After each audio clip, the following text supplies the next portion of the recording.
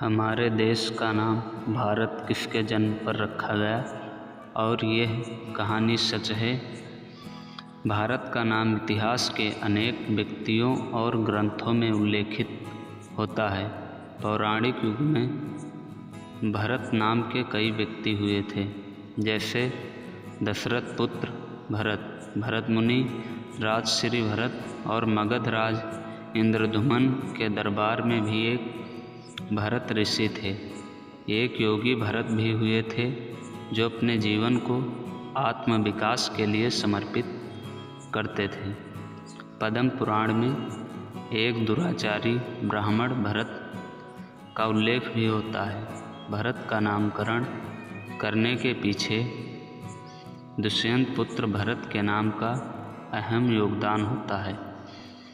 ऐतरेय ब्राह्मण में भी भरत नाम उल्लेखित है और ग्रंथ के अनुसार भरत एक चक्रवर्ती सम्राट थे जिन्होंने अश्वमेध यज्ञ किया था और उनके राज्य को भारतवर्ष नाम मिला।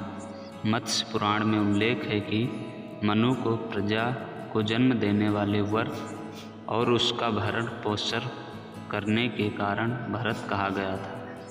इस खंड पर उसका शासनवास था, इसीलिए उसे भारतवर्ष कहा गया।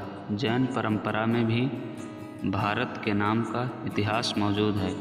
भगवान ऋषभदेव के ज्येष्ठ पुत्र महायोगी भरत के नाम पर इस देश का नाम भारतवर्ष पड़ा है।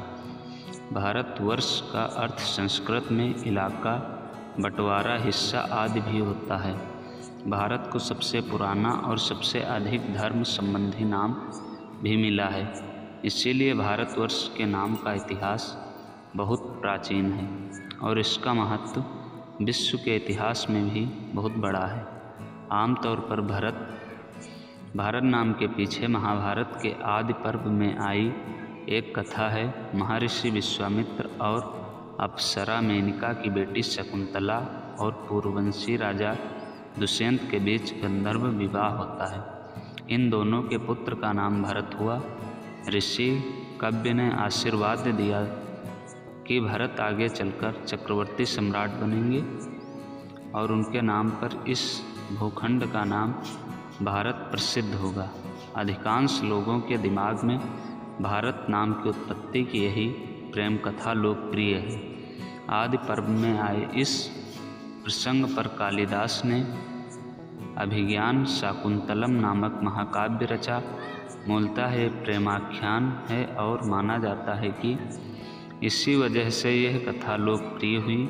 दो प्रेमियों के अमर प्रेम की कहानी इतनी महत्वपूर्ण हुई कि इस महादेश के नामकरण का निमित्त बने। शकुंतला दुष्यंत पुत्र यानी महाप्रतापी भरत के बारे में अन्य बातें जानने को नहीं मिलती। इतिहास के अध्येताओं का आमतौर पर मानना है कि भरत जन्म इस देश में दुष्यंत पुत्र भरत से भी पहले से थे। इसीलिए यह तार्किक है कि भारत का नाम किसी व्यक्ति विशेष के नाम पर ना होकर जाति समूह के नाम पर प्रचलित हुआ। भारत की कहानी अपनी विविधता के लिए जानी जाती है। यहाँ भी भूमि बहुत विस्तृत है और यहाँ लोग अलग अलग भाषाओं, धर्मों और संस्कृतियों से जुड़े हुए हैं।